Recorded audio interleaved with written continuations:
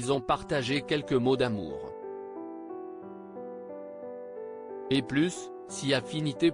Véronique Sanson et Michel Berger ont été en couple de 1967 à 1972, et ces deux-là se complétaient à la vie comme à la scène. Malheureusement, cette histoire s'est terminée de manière un peu rocambolesque. La chanteuse a rencontré Stephen Stills à l'Olympia en 1972 et elle a vécu un véritable coup de foudre alors qu'elle n'était pas un cœur à prendre. Plutôt que de jouer sur deux tableaux, elle était partie un matin, prétextant aller chercher des cigarettes, pour ne jamais revenir. Il fallait que je le fasse en lieu et place. Véronique Sanson avait pris l'avion pour rejoindre Stephen Stills en Amérique. J'ai ressenti un appel du large, a-t-elle expliqué, le 7 février 2023 dans l'émission En Aparté, sur Canal+. Et même si ce que j'ai fait n'a pas été fait avec la plus grande élégance, il fallait que je le fasse. Il fallait que j'y aille. J'avais envie de connaître un autre continent, un autre monde, une autre manière de travailler, d'approcher la musique aussi.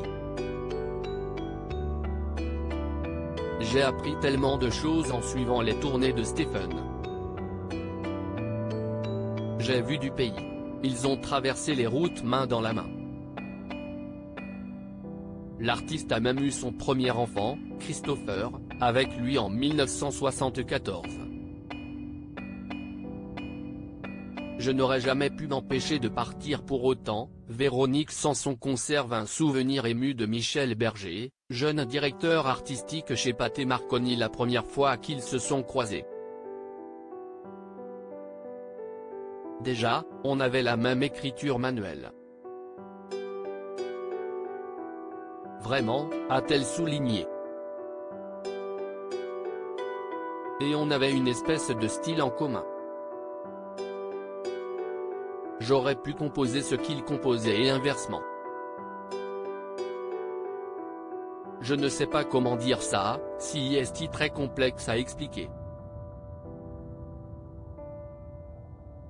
Si elle ne regrette pas son expérience américaine, ni rien de ce qu'elle a fait de son parcours artistique et personnel, Véronique Sanson avoue que si elle pouvait retourner dans le passé, elle réglerait les choses autrement. Je le referais mais autrement, a-t-elle assuré. Avec un peu plus d'élégance. Parce que je suis parti très lâchement. Je ne fais pas mon autocritique.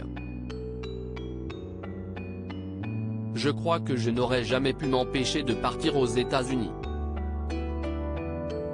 Ça fait un peu bêta de dire ça, mais c'était écrit.